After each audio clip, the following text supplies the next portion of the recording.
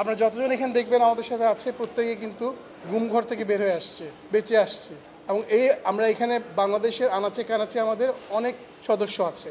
একটাই আমরা আজকে রিকোয়েস্ট করবো আইসিটিকে, এবং আরও যাবো, আমরা গুম কমিশনে যাবো, সবখানেই যাব, যে গুম কমিশনের চেয়ারম্যান বলেছেন 3,500 থেকে 5,000 গুম হয়েছে লোক মিনিমাম, কিন্তু কেসটা পড়েছে মাত্র এখন পর্যন্ত 1800 কত।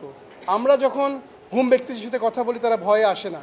আমি আজকে আপনাকে সবার সামনেই বলে যাচ্ছি যে তাদের ভয়টা কাটিয়ে তাদের আসতে হবে আমাদের কাছে। আমরা তাদেরকে সব দায়িত্ব নিব এবং আমাদেরকে আইসিটি সমস্ত ক্ষমতা দিয়েছে এবং অ্যাসুরেন্স করেছে যে তারা আমাদের সিকিউরিটি, উইটনেস এবং ভিকটিম প্রোটেকশন স্কিমের আন্ডারে আমাদেরকে সাহায্য করবে। কিছু লোককে অলরেডি করেছে, আমাকে করতে চেয়েছিল, আমার আসলে দরকার নাই, আল্লাহ আছেন উপরে, আমার 2 ভাই আছে, দ্যাটস গুড এনাফ।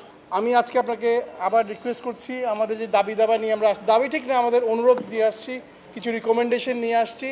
এটা অভিযোগ বললে ভুল হবে, আমরা অভিযোগ জমা দিই নেই, আমরা যেটা জমা দিচ্ছি হলো আমাদের রিকমেন্ডেশনস, আমাদের রিকোয়েস্ট, আমাদের প্রস্তাবনা টু আইসিটি, আমাদের ডিমান্ডও না, আমাদের রিকোয়েস্ট।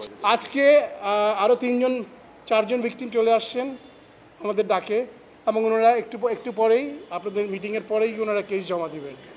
আমি হুমায়ুন কবির, আমাদের ইউভিইডির জেনারেল সেক্রেটারি।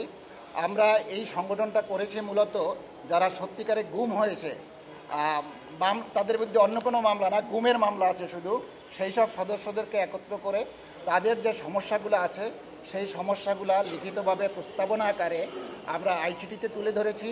এবং এখানে আইসিটির চিফ এক্সিকিউটিভ সাহেব উনি অত্যন্ত আমাদেরকে করেছেন, যে আন্তরিকতার সাথে গ্রহণ করেছেন এবং উনি বলেছেন যে এটা আমরা সঠিকভাবে দেখব, আপনারা মিডিয়ার সাথে কথা বলেন।